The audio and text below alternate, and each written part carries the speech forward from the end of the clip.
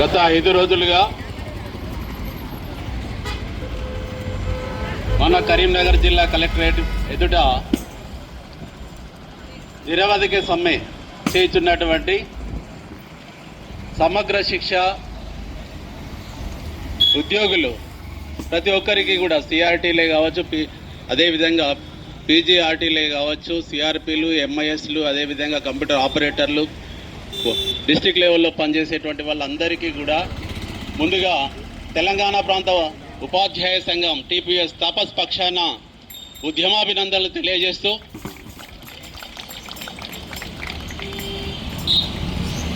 మీరు గత 5 రోజులుగా నిరవధిక సమ్మె అనేటువంటి నిర్ణయం తీసుకొని ఇక్కడ కూర్చోవడం జరుగుతుంది.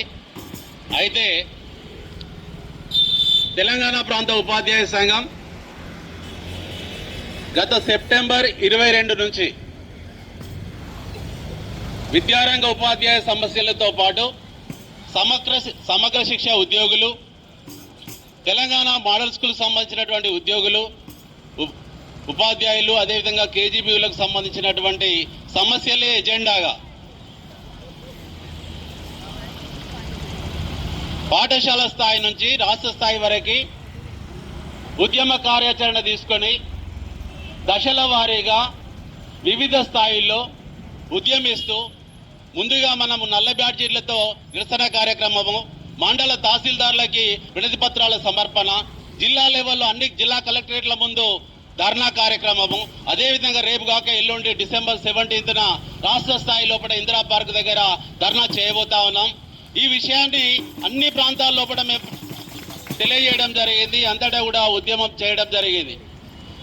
అంటే కేవలము ఒక వర్గానికే కాకుండా మన విద్యారంగంలో ఉన్నటువంటి ఒక పక్క మౌలిక సౌకర్యాలు, ఇంకొక పక్క ఉపాధ్యాయ ఉద్యోగులు, అదేవిధంగా సమగ్ర శిక్ష ఉద్యోగులు, విద్యారంగంలో పనిచేసేటువంటి అందరూ ఉద్యోగుల తరపున తెలంగాణ ప్రాంత ఉపాధ్యాయ సంఘం ఈరోజు పోరాటం చేస్తూ ఉన్నది. కాబట్టి మనం పెట్టుకున్నటువంటి సమస్యలు ఏవైతే ఉన్నాయో గత 18 సంవత్సరాలుగా దాదాపుగా 20,000 మంది ఉద్యోగులు ఈ తెలంగాణ రాష్ట్రం లోపల ఒక రకంగా చెప్పాలంటే సహజ న్యాయ సూత్రాలకు భిన్నంగా ఏదైతే మనకు రాజ్యాంగం ఇచ్చినటువంటి హక్కు ఏదైతే ఉందో ఆ హక్కులు పక్కన పెడితే కనీసం జీవించే హక్కు ఏదైతే ఇచ్చిందో గౌరవప్రదంగా జీవించే హక్కుకు భిన్నంగా ఈ ప్రభుత్వాలు వ్యవహరిస్తూ ఉన్నాయి. ఒక ప్రభుత్వం ద్వారా రోస్టర్ విధానం లోపల రిటర్న్ టెస్ట్ రాసి ఇంటర్వ్యూలు చేసి ఒక ఉద్యోగానికి ఎన్నికైనటువంటి వ్యక్తి ఎంతకాలం పనిచేస్తే ఈ ప్రభుత్వాలు రెగ్యులరైజ్ చేస్తాయి అనేటువంటిది మనం ఒకసారి సమాజం అదేవిధంగా ఈ ప్రభుత్వాలు కూడా గమనించాలి. ఏవైతే మానవ హక్కులు, రాజ్యాంగ హక్కులు తెల్లవారితే సాయంత్రం అయితే ఏవైతే మైకుల ముందు బాగా వాయిస్తా ఉన్నారో అటువంటి హక్కుల గురించి, అంటే కేవలం ప్రజలకు మాత్రమే హక్కులు ఉంటాయి. ఉద్యోగ ఉపాధ్యాయులు కావచ్చు, సమగ్ర శిక్ష ఉద్యోగులు కావచ్చు, విద్యారంగంలో పనిచేసేటువంటి ప్రతి ఒక్కరు కూడా ఈ సమాజంలో భాగం కాదా అని మనం ఇప్పుడు ఈ ప్రభుత్వాన్ని మేము ప్రశ్నిస్తా ఉన్నాం.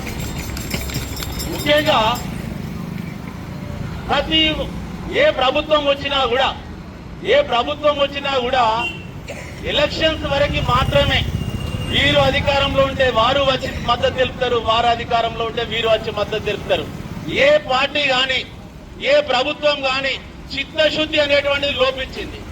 ముఖ్యంగా ఈ ఉద్యోగులు కానీ ఉపాధ్యాయులు కానీ తాత్కాలికంగా వాళ్ళకి మనం మద్దతు తెలిపితే, తాత్కాలిక హామీలు ఇస్తే వీరు మన వైపు ఉంటారు అనేటువంటి భరోసా వాళ్ళకి ఏర్పడ్డది. అది వాళ్ళు అటువంటి భరోసా ఏదైతే ఉండి మన పట్ల వ్యవహరిస్తున్నటువంటి దమన నీతి ఏదైతే ఉన్నదో దాని నుంచి వాళ్ళు గుణపాఠం నేర్చుకోవాలంటే ఈ సమాజంలో ముఖ్యంగా మన విద్యారంగంలో ఉన్నటువంటి ప్రతి ఒక్కరూ కూడా చైతన్యవంతులై ఈ ప్రభుత్వాలకు వ్యతిరేకంగా, ఈ ప్రభుత్వాలు కళ్ళు తెరిచే విధంగా మనము ఉద్యమానికి కనుక పూనుకోకపోయినట్టయితే మన ఈ టెంటు నెల రోజులు వేసినా ఇట్లే ఉంటది. నాలాంటి వాళ్ళు నీలాంటి వాళ్ళు వస్తూనే ఉంటారు, మాట్లాడుతూనే ఉంటారు, పోతూనే ఉంటారు. ఈ మాట్లాడడం ద్వారా, కేవలం మాట్లాడడం ద్వారా సమస్య పరిష్కారం కాదు. ప్రతి ఒక్కరు మనం ఏమైపోయినాయి, మొత్తము వాట్సాప్ ఉద్యమాలు అయిపోయినాయి. ఒక ఉద్యమానికి పిలుపునిస్తే అది ఏ సమస్య అయినా కావచ్చు, దానికి సంబంధించినటువంటి వాళ్ళు సంబంధం ఉన్నటువంటి వాళ్ళకంటే హాజరు సంబంధం లేనటువంటి వాళ్ళదే ఎక్కువ ఉంటుంది. అది ఏ ఉపాధ్యాయ సంఘం ఉద్యమానికి పిలుపునిచ్చినా కూడా. కాబట్టి ఇక్కడ చెప్పారు అనేటువంటి ఇట్లా ఉన్నటువంటి వాళ్ళు ఉన్నారు. ఎందుకు మరి ఆ విధంగా జరుగుతుంది? అట్లాంటి పరిస్థితులు ఏంటి? వర్కింగ్ అవర్స్ ఏ విధంగా ఉన్నాయి? వాళ్ళ యొక్క పరిస్థితి ఏంటి? కాబట్టి ప్రతి ఒక్కరూ కూడా ఫస్ట్ ఆఫ్ ఆల్ మన హక్కులేంటో మనం తెలుసుకోగలగాలి, హక్కుల పట్ల చైతన్యం కలిగి ఉండాలి.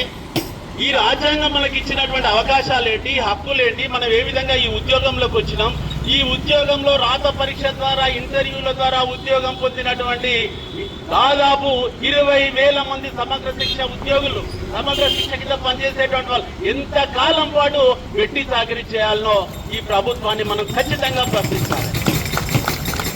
ఈ విధంగా మనము హక్కుల పట్ల, మన యొక్క సమస్యల పట్ల చెప్పుకుంటూ పోతే చాలా సమస్యలు ఉన్నాయి. ప్రతి ఒక్కరూ కూడా చైతన్యవంతులై మీరు ఏ విధంగానైతే ఇన్ని రకాలుగా ఉన్నటువంటి వాళ్ళు ఒక్కటే ఇక్కడ నిరవధిక సమ్మెకు పూనుకున్నారో, మీరు ఏ విధంగా చీఫ్ సెక్రటరీకి నోటీసులు ఇచ్చి 15 రోజుల ముందే ఇచ్చి తర్వాత మనకు ఒక 4-5 రోజులు మళ్ళీ అవకాశం ఇచ్చి ఇప్పుడు 10వ తారీఖు నుంచి మీరు పూనుకున్నారో, ఇది కేవలము టెంట్ల కింద కూర్చునే వాటికే ఉంటే సరిపోదు. రేపు రాజధానిలో కూడా ఈ మహిళా శక్తి కావచ్చు, ఈ ఉద్యోగుల శక్తి కావచ్చు, ఉపాధ్యాయుల శక్తి కావచ్చు, శక్తి ప్రదర్శన చేయాల్సినటువంటి అవసరం ఉన్నది. దానిలో భాగంగానే తెలంగాణ ప్రాంత ఉపాధ్యాయ సంఘం విద్యారంగ ఉపాధ్యాయ రంగ సమస్యల కోసం ఉపాధ్యాయుల యొక్క, ఉద్యోగుల యొక్క ఈ ప్రభుత్వం పట్ల ధర్మాగ్రహ నిరసన దీక్ష చేయబోతా ఉన్నది డిసెంబర్ 17 ఇందిరా పార్క్ వద్ద.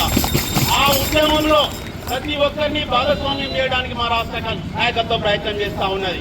ఆల్రెడీ దశల వారీగా సమగ్ర శిక్ష ఉద్యోగుల కోసమే ప్రత్యేకంగా చీఫ్ సెక్రటరీకి, డైరెక్టర్ ఆఫ్ స్కూల్ ఎడ్యుకేషన్ కి ఆల్రెడీ మేము వినతి పత్రం ఇచ్చినాం. మా డిమాండ్లలో భాగంగా మీ యొక్క డిమాండ్లను కూడా చేర్చడం జరిగింది.